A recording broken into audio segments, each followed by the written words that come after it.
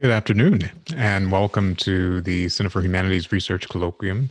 I'm Sylvester Johnson. I direct the Center for Humanities, and I want to give special thanks to Joe Fort, who directs the Athenaeum, the digital hub at Virginia Tech, and Dominique Francesca, who is the business manager for the Center for Humanities, for helping us to create this colloquium. We're very excited to have with us today Sweta Baniya, who will be joining us to discuss the work that she's doing.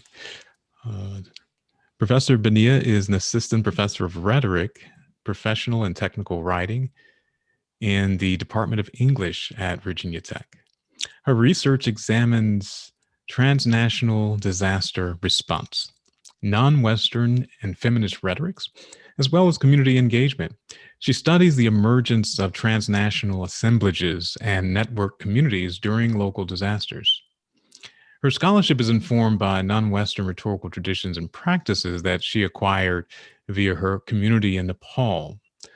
Currently, an undergraduate class she is teaching is virtually engaged with an international community partner named Code for Nepal. Her students are serving teachers and students in rural communities of Nepal by producing user-based documents that will assist them in gaining digital literacy.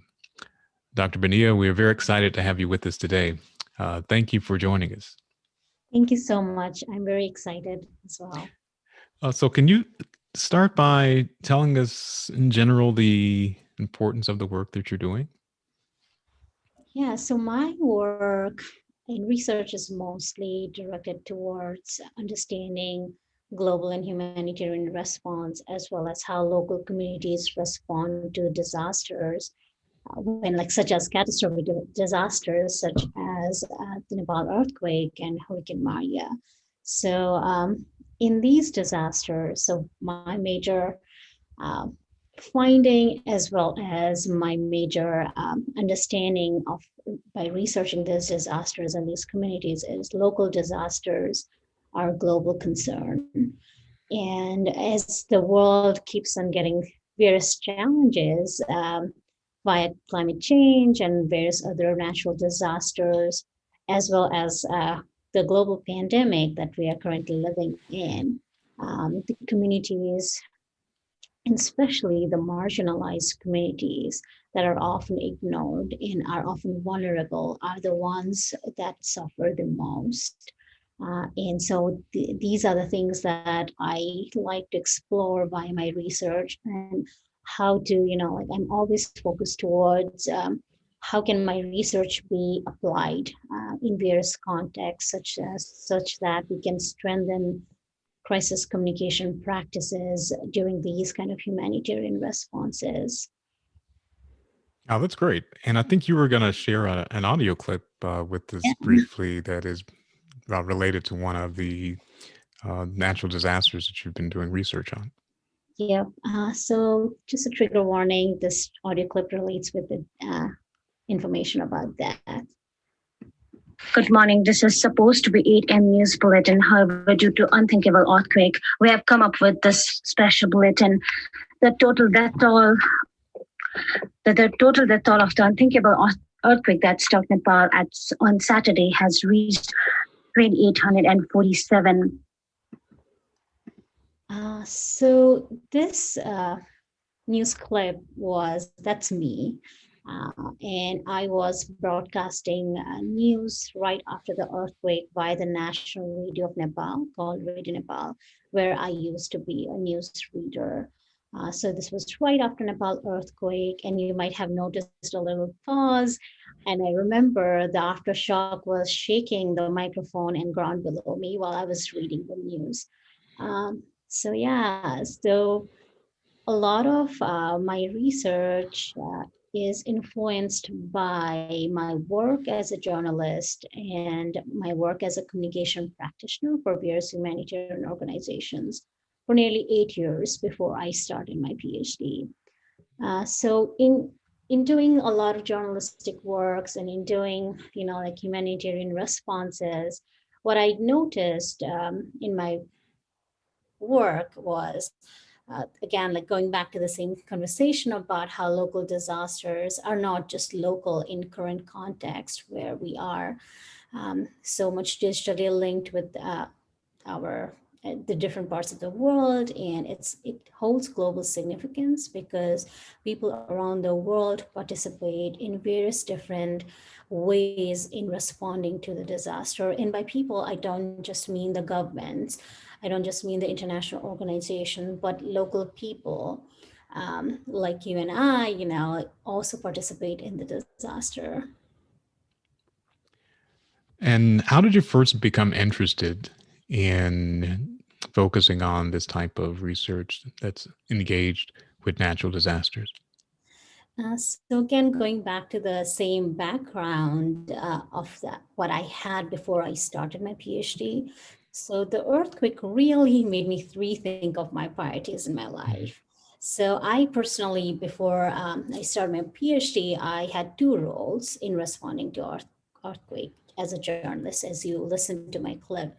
So daily, that was my like collecting news, collecting information, interviewing people, and broadcasting news. So that was one of my roles. And then the other role was a relief organizer and also like fundraiser. And I had so many hats during that time. So it was a small nonprofit that I was engaged with. And I also was involved with the upsurge of tweeting and digital activism during the Nepal earthquake. So all these kind of like my various activities had always made me think of like what next, how can we do better, like how can I do better now, and how can I do better in the future. So basically, after rigorously working with these public-based organizations, it really made me inquisitive that my current jobs were not fulfilling my hunger for more research as well as my desire to explore more. So that led me to apply for PhD programs in the US. And when I came here, slowly, as I worked through my coursework, I really got interested. I always knew I was going to do something about Nepal earthquake, but when I was working through my PhD program, there were two different disasters. One was Puerto Rico's Hurricane Maria, and then the other was Puebla earthquake in Mexico. So I had just had fresh memories of earthquake when I came here. So I keenly observed these two disasters, and I was exploring the similarities as well as differences between the governmental response, the attention of international community, and also like the Twitter response. So that with me really made me think of like, okay, I just don't want to study one disaster, but I want to study two different disasters and how people respond to these disasters. So that's how I kind of became more interested in this work. Yeah, no, that is fascinating. I think the connection between your work as a journalist and also as a community organizer really comes through when we think about some of the particular themes that you're looking at in the context of these natural disasters. Can you tell us some of the specific dimensions of what happened in Nepal and Puerto Rico, particularly? Because there were devastating consequences for literally hundreds of thousands of people in those events. And for the sake of our viewers, could you just summarize what happened when it did, and give us two or three examples of the devastation that this caused local and national communities? Yep. Thank you so much for asking that question.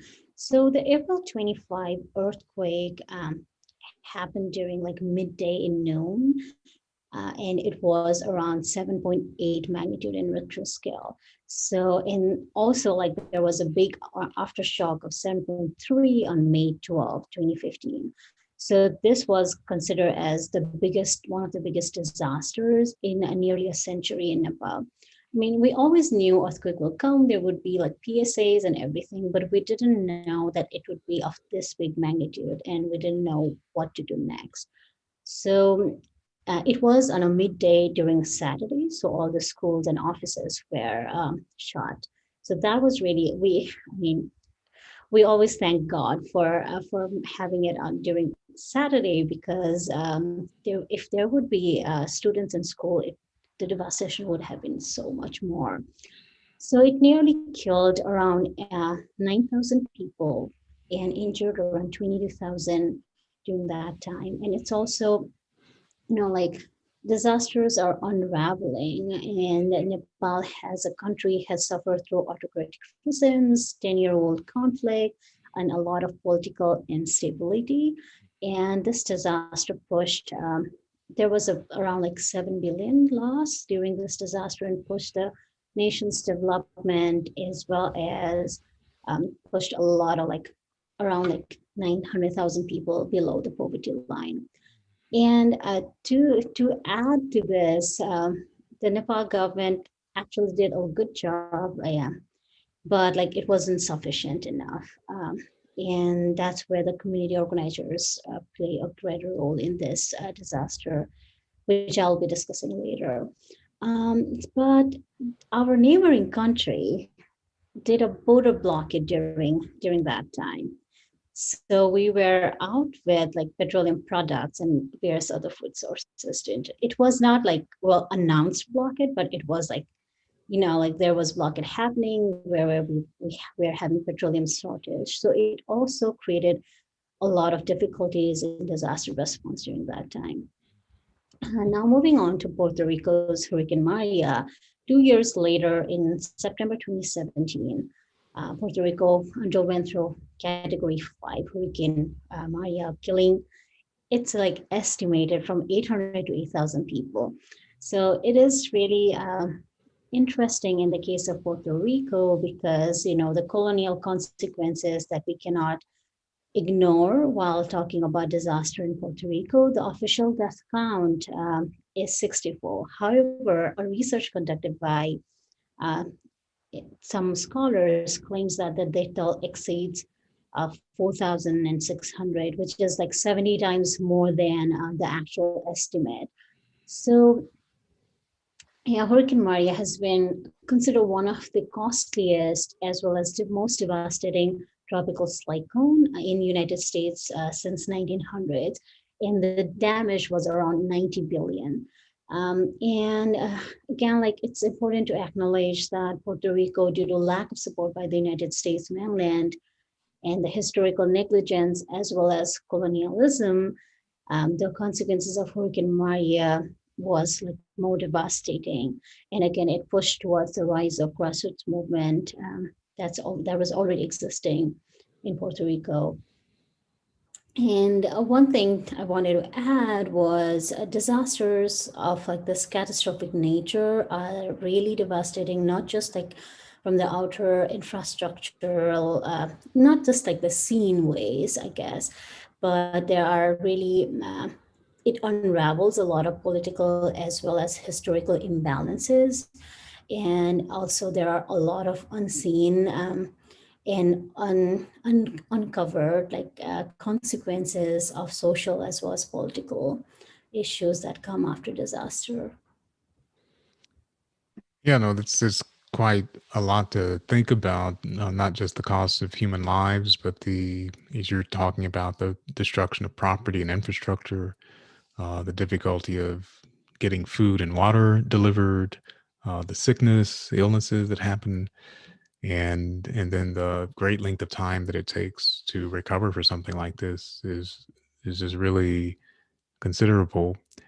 One of the things that distinguishes your work is your attention to gender, which is something that most of the coverage of natural disasters actually overlooks.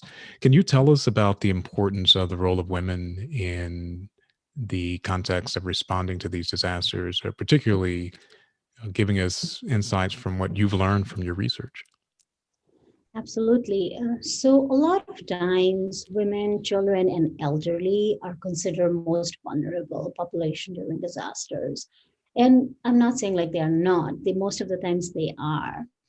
Um, and in the context of Nepal, a lot of women lost their lives during Nepal earthquake because of their assigned gender roles, which is inside the house.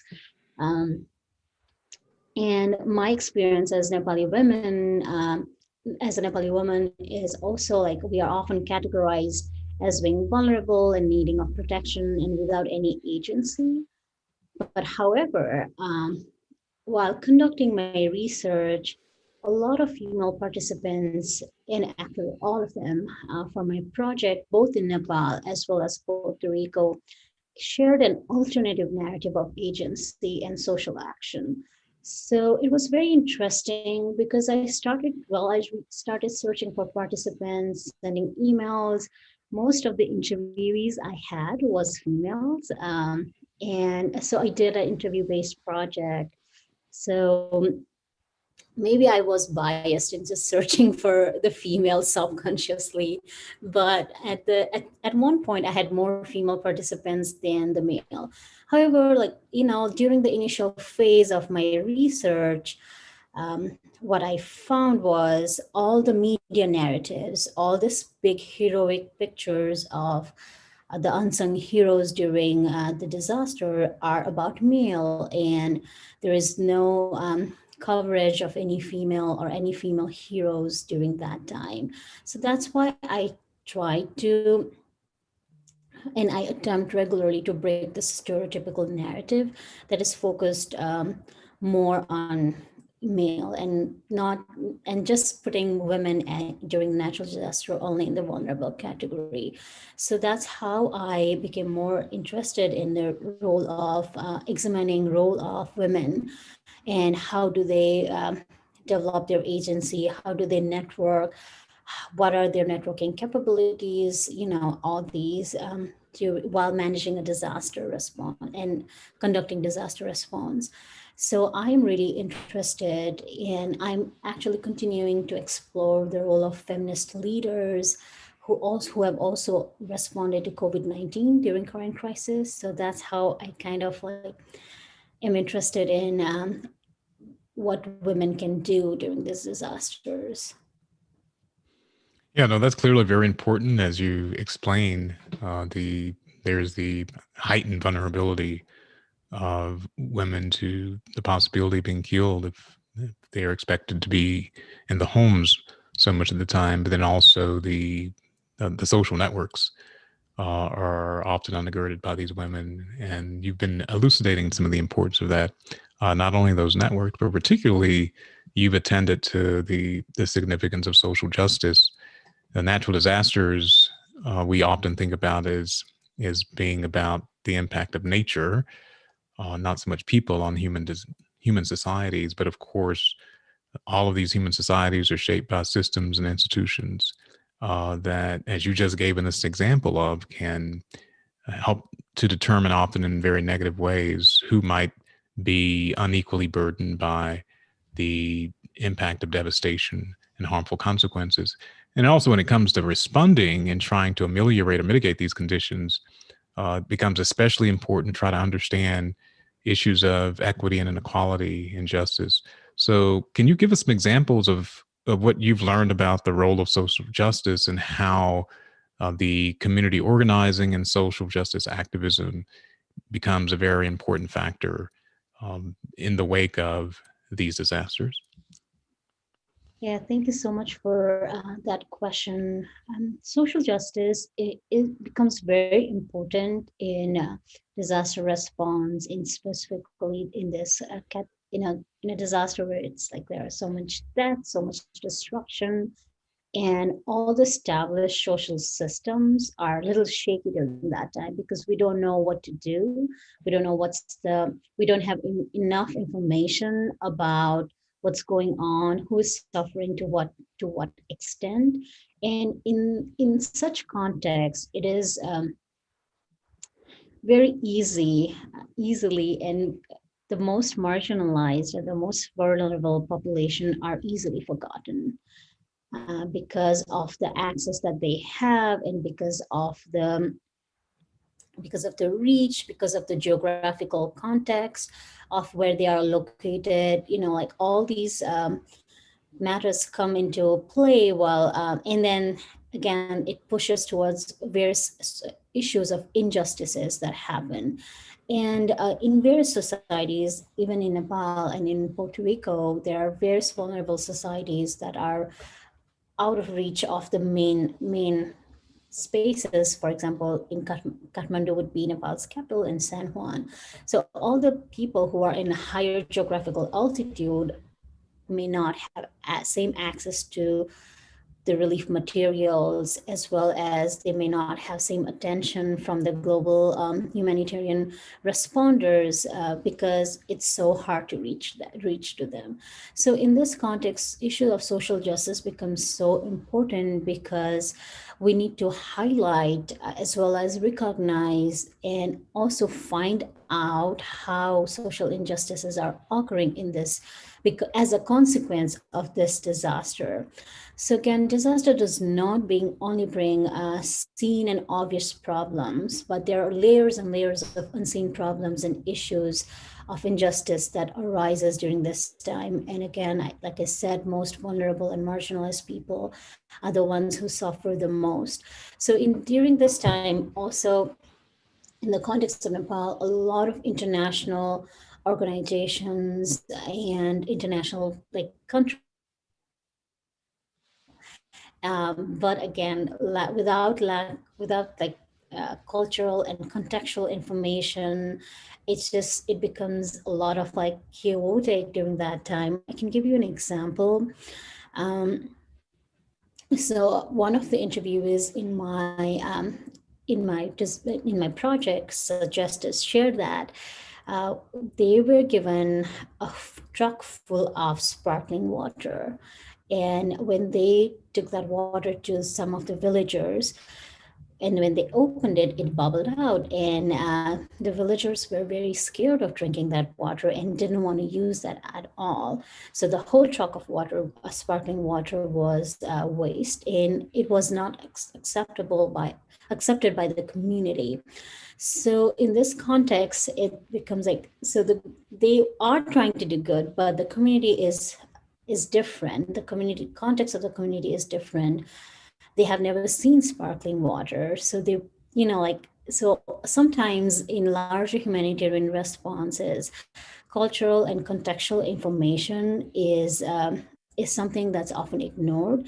And okay, they are suffering, so we have this system that we want to give this particular medicine or this particular thing to someone who's suffering, but without understanding their cultural and contextual information, their values and beliefs, it becomes like, again, it repeats the cycle of like, here is what we want to do, and like more westernized colonial action, which may not help them that much.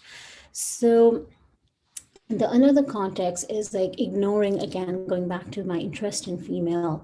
A lot of times in disaster, issues of female gets totally ignored.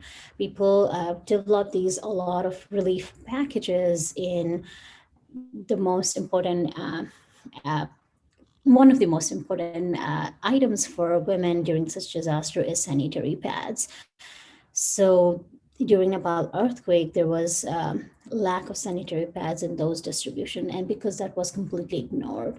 So like there are so many minuscule, minimalistic issues that often gets ignored, and this is why the issue of social justice, or the way we conduct relief and humanitarian actions, we need to think about how to provide social justice during this kind of situation. And it is also important because by looking through the lens of social justice, by looking through to disaster through the lens of social justice, will help us recognize what are those minuscule issues, what are the contextual and cultural issues, how to be more responsible in responding to disaster, how to be more kind of self-reflexive in practicing this response. So I think those are the things that were that was something that I discovered. And also, like, a lot of times crisis communication happens without the intercultural knowledge and without thinking about the local context.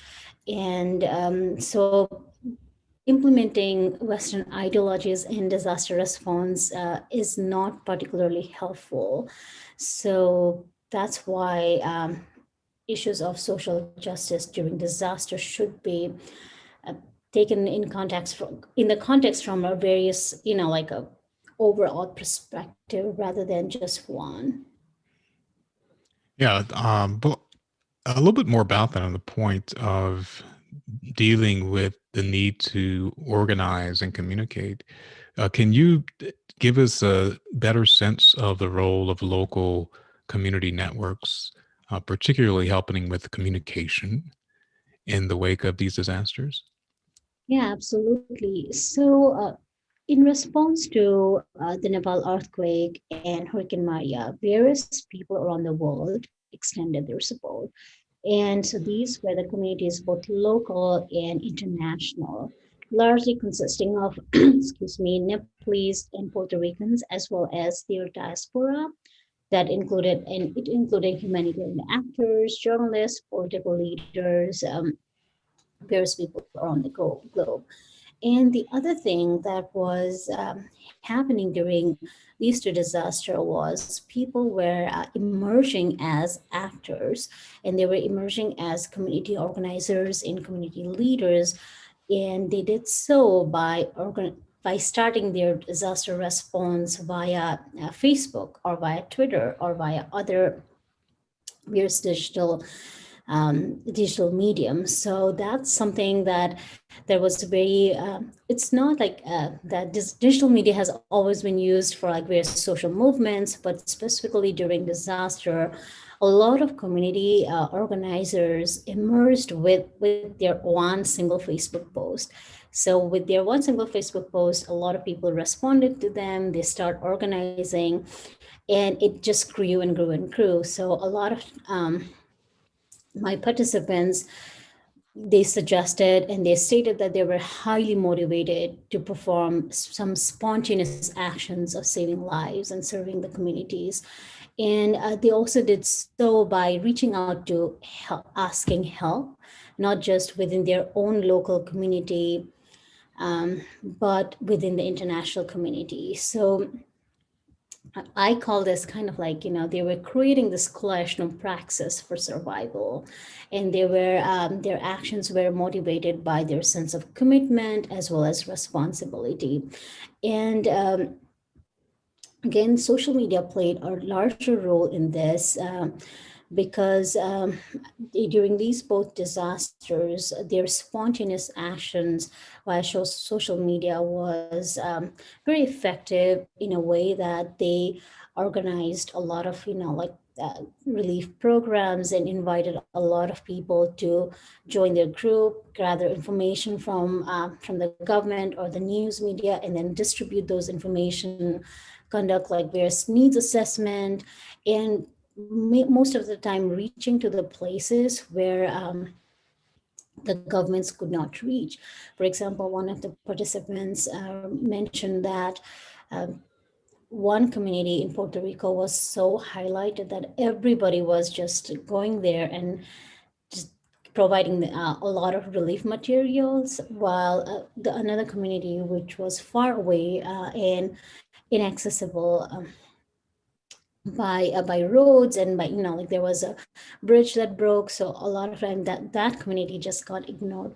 So I think all the most of the community organizers and actors of these two events, both in Nepal and Puerto Rico, they were so much they relied on social media, they relied on their own networks, and they relied on the networks that they created while they were disaster responders. And I also call this like transnational coalition networks, because they were just not reaching out to their own local community, but they were reaching out to their own diaspora. Their diaspora reached out to their the diaspora community in the respective places. So it was like ripple effect of like the sense of responsibility, community, and love and empathy towards the community that was suffering.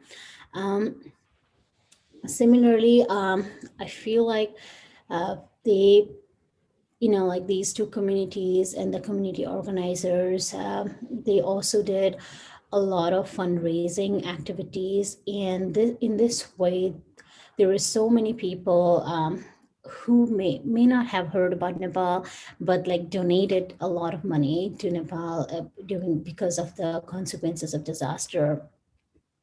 So it's it's not new that the formation of social networks in post-disaster situation happens, but in the case of these two disasters, I think there was a transnational network connections and communications happening.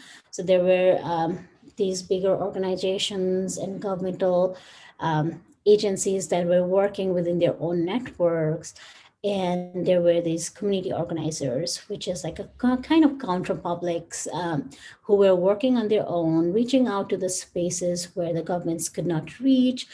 There were a lot of frustrations in the community organizers that I interviewed, that the government was not doing anything. But again, during catastrophic disaster, government are vulnerable too, and they are trying to do whatever they can. And it's somehow because of researching these two disaster, the governments have somehow failed to reach the most vulnerables during this disaster. So that's where the community organizers come into play. And and the community organizers, without protocol of like specific protocols to follow, like the government or other humanitarian organizations, they use their own like own person local knowledges of how to organize and how to use social media to create this information and share this information, as well as respond to the disaster. So that's how I think both communities in Nepal and Puerto Rico really engaged in the social wave, invited like people around the world to engage in the conversation and conduct disaster response work. And if like they were also like not silent, they were also talking back to the government. They were also talking back to the humanitarian organization, keeping everyone kind of accountable during this situation. Yeah, no, that's a very vivid demonstration of the intersection of different kinds of actors or entities from government, from civic organizations, from the private sector. What would you say is one of the key factors in what could be a limitation on the response of governmental entities? So you had mentioned, I think, in Nepal that there was a limited response to the government's ability to mitigate the situation. Was that largely due to a lack of coordination? Was it more about resources? Was it the challenges in connecting with local community organizers? What are some of the factors there, or in Puerto Rico? Either one of those, I think we would be interested in learning more about. Yeah, so I think in Nepal, I think lack of preparedness to how to respond to this disaster was one of the biggest issue in Nepal, because, like I said at the very beginning, that we always knew there is going to be this big earthquake, or like there were PSAs that were developed, etc., but we didn't know what to do next. So I think that because of that, um, the government also didn't know what to do and how to do it. And in Nepal, the context of Nepal and Puerto Rico is slightly different in this case, because in Nepal, we have a lot of international humanitarian organizations already in existence. And a lot of time government is like very supported and kind of like, I have feelings about this, but a lot of time international organizations are very involved in governmental practices, and because of that, I guess the coordination among international humanitarian organization and government, and there was a lot of there would be like a lot of protocols to be followed, and like a lot of systems to be navigated. Whereas for community organizers, it was their own Facebook post, it was their own bank account, or it was their own cell phone, where because of which they were so quick and so adaptable to the current situation. So I think the adaptability of the government as well as the international organization was a little bit less effective, because we need a like immediate. It's not that army was not mobilized. So army was mobilized immediately, but again, like I said, in various like geographically demanding spaces, the relief was not the relief did not go soon enough, and people Mm. were suffering due to that. So I think there were a lot of hoops to travel through for one relief to be organized. There were a lot of steps to be followed for the government as well as these international organizations. Whereas for the community organizers, again, though they didn't have to follow all these, there was GoFundMe going on. There was a lot of, like resources pouring in, and because of lack of like coordination among government, there were in at the airport there was so much materials that were just sitting there, and people were suffering at the one end, and all the materials that were sent by like worldwide, they were sitting there. In the context of Puerto Rico, again similar, because of the issues with the port in Puerto Rico.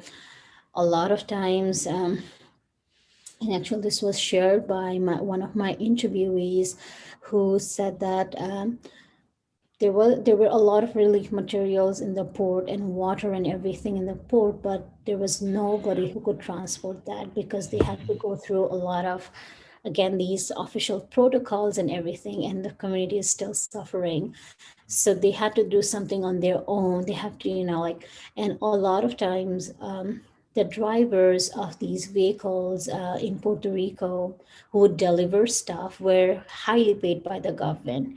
And then, but they couldn't do anything because they have not finished the protocol and hadn't signed anything. So they were just not doing anything, and the relief materials were still in the port. And so all these like consequences, I think the governments can do better in these kind of situations.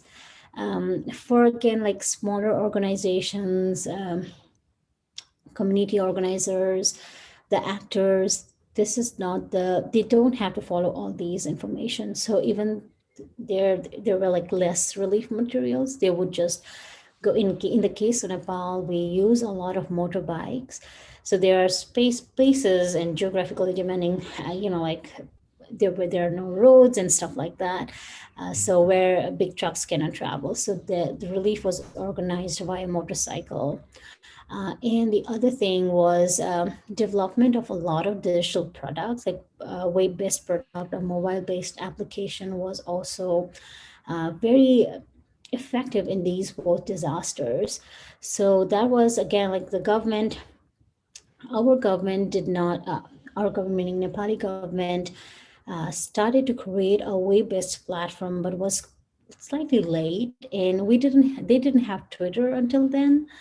And then right after the earthquake, they started their Twitter because a lot of people were just tweeting and sharing information. So again, like there was little late, they were little late in action, but still like they also understood the importance of digital media as well as technologies to use to reach out to more people. Yeah, that's very helpful to hear. We are dealing with, as you mentioned early in our conversation, a global pandemic now that a number of different countries, particularly the United States, has seen become quite formidable for governments to coordinate. So we're dealing with a lot of challenges here logistically, even delivering a vaccine with insufficient national coordination. So there are definitely ways that one can relate to how those challenges might emerge globally in other locations. We want to remind our audience, so we'd love to have your questions to send to us. We're going to do a Q&A in just a few moments. So those of you who are watching us on YouTube Live, please send us your questions through the chat or comments, and we'll be happy to pass those on to Dr. Baniya so that she can respond to those questions you might have. Right before we go to our Q&A, I was wondering if you could just share with us some best practices that you have developed in light of the research data that you've collected. You've seen these different scenarios. You've just described some of the problems that you've observed, and would love to hear what ideas you would recommend to advance and improve some of the efforts to be able to achieve more effective ways of mitigating these natural disasters, of supporting communication practices, and of enhancing the kind of community networks that you have observed to be playing a very critical role in supporting more humane outcomes from these disasters. So what would you recommend that we take up globally in the context of these types of events in order to achieve better outcomes? Yeah, thank you so much. That's something that I keep on thinking all the time and have been trying to kind of research as well as explore about the ways which would strengthen the communication system as well as the network system as well as the community-based organizer system. So I feel like I think my major recommendation is whichever position that you hold, like either it's in government, either it's in small organization. I think my research is mostly on technical communication. So I think technical communicators as well as others have civic responsibility to intervene in high stake catastrophic disaster as well as to, initiate these complex communication processes and understand as well as navigate the complex situation that disaster creates. And in these complex situations, I think understanding ways in which marginalization happens in post-disaster situation is really, really important. And also like investigating how social injustices are happening or has happened in post-disaster situation. For example, I was just reading this news this morning about cyber sex crimes that's happening in Nepal, especially among with young girls. In because they are so much online these days, so a lot of sex related crimes are happening. So in each disaster is different. The consequences of each disaster is different, and the social injustices that each disaster brings is different. For example, during Nepal earthquake, there were a lot of girls trafficking that was happening. In COVID-19, in the case of Nepal, a lot of cyber sex crimes are happening. Right? And again, these injustices are contextually very different from one country to another, one community to another. So, and in order to tackle, I think, these injustices as well as the complexities presented to us by disaster, creating networks and coalition action and being involved with the community and understanding what are the local knowledges and practices of local knowledges is really important. And again, I think putting public as a key stakeholder in this communication process and in responding to disaster is also really, really important. And I think as communicators and as technical communicators who have the major leading role in communication, I think should also advocate and create space for advocacy, um, and within our respective institutions as well as um, spaces that we work on. We have to, I think, amplify our voices and amplify the voices of those who are marginalized and vulnerable. And we should replace the exclusionary practices within inclusion, and that might be gender-based discrimination. That might be, other various violences that happen. I think that's so far I have gotten. Mm-hmm. Oh, that's great. I want to turn to one of the questions that we've received from our audience viewer is delighted to hear you talk about this, and they are asking, they'd love to hear your reflections on contemporary networking practices and crisis communications. So, what tools and movements do you think it's important to keep an eye on, and why, when we're thinking about the contemporary ways that these community organizers are communicating in order to respond to a crisis? And you got into a little bit of this. You were talking about some social media apps, but could you maybe say further what you think is particularly important for us to attend to? Yeah, I think one of the major challenges that we are currently facing within crisis communication is misinformation. Okay. And a lot of what I have seen is misinformation travels so fast, and rather than the actual information. So I think we need to develop, I think social media applications should do better in developing, and they have developed some mechanisms to control information misinformation, I think, but they do not have like specific system. I know Twitter created this AI to tackle with misinformation, but again was not that effective.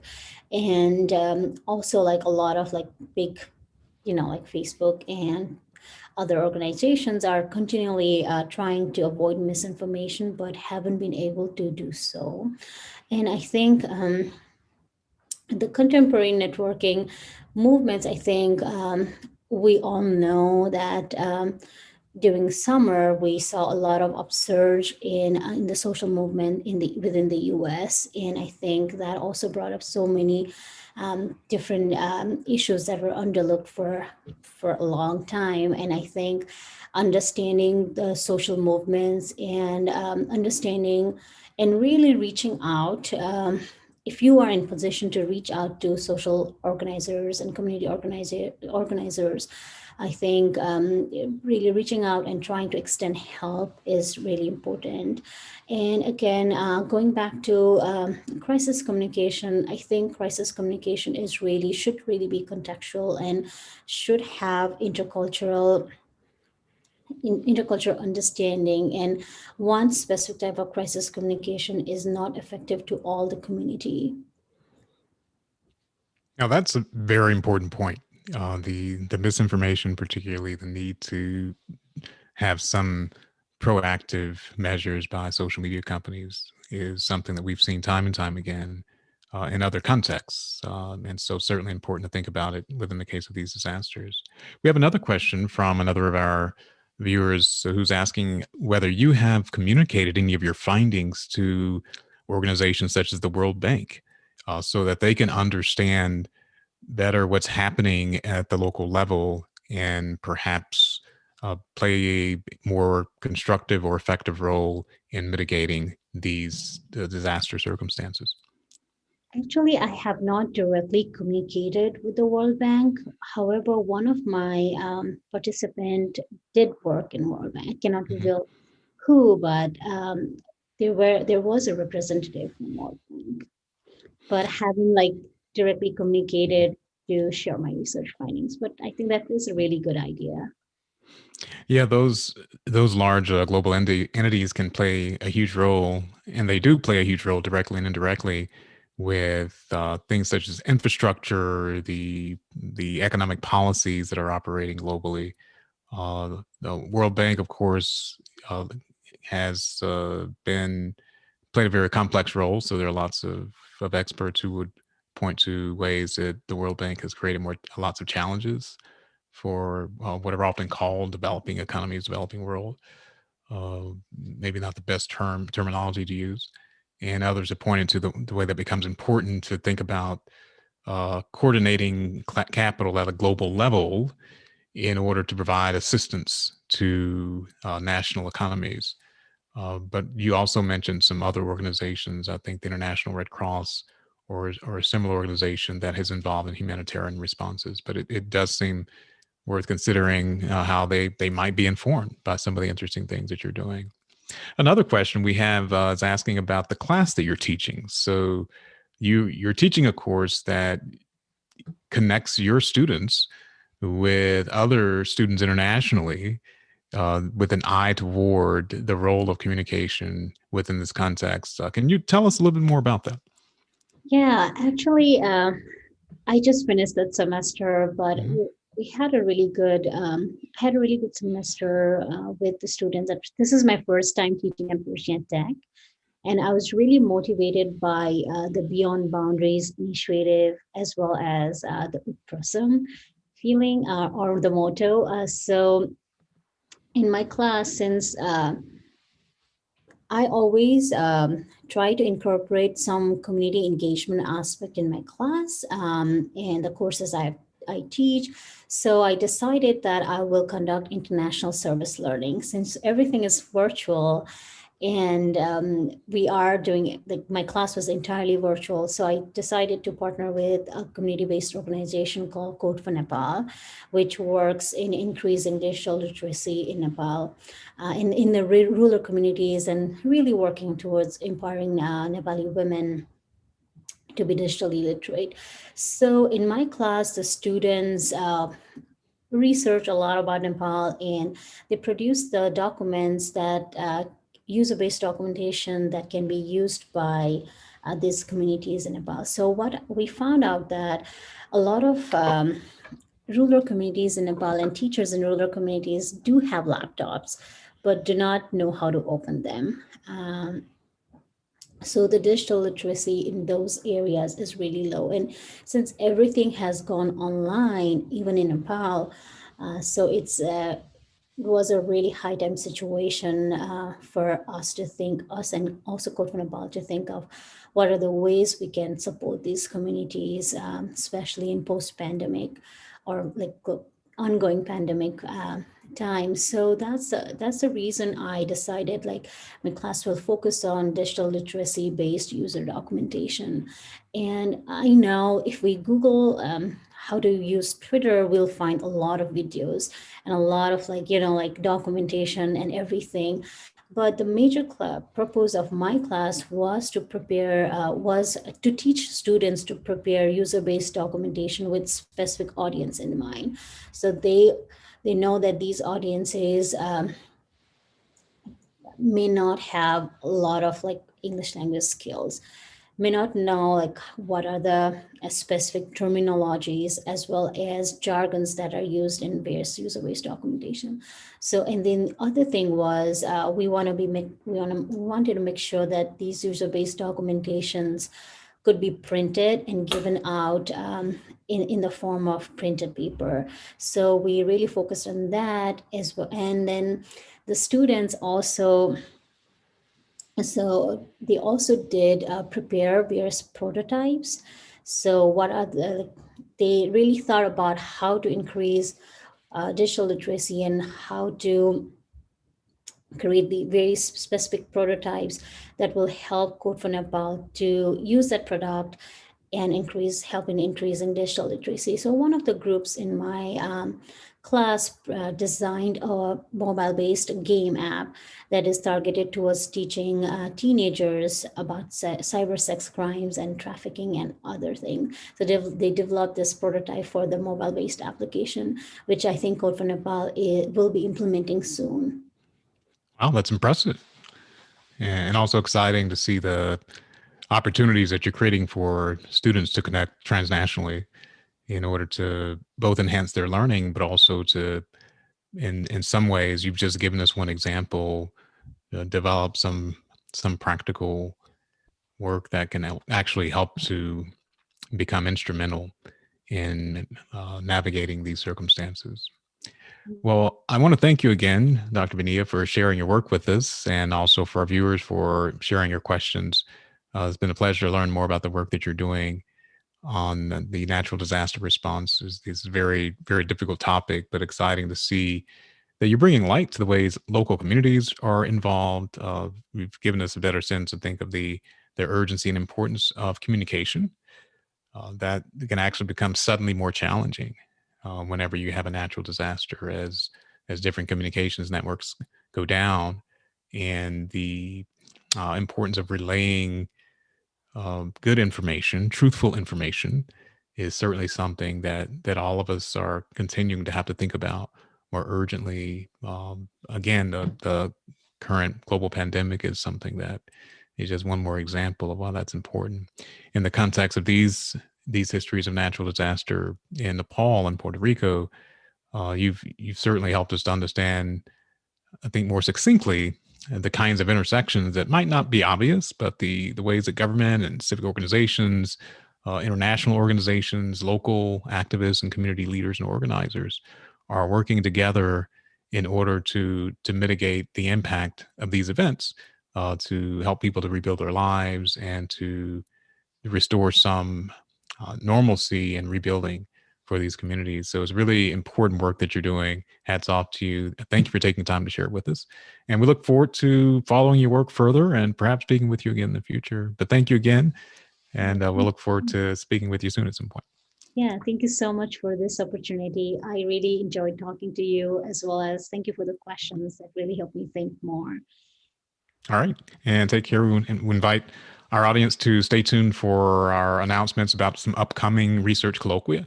We have lots of those this spring as well during the new semester. So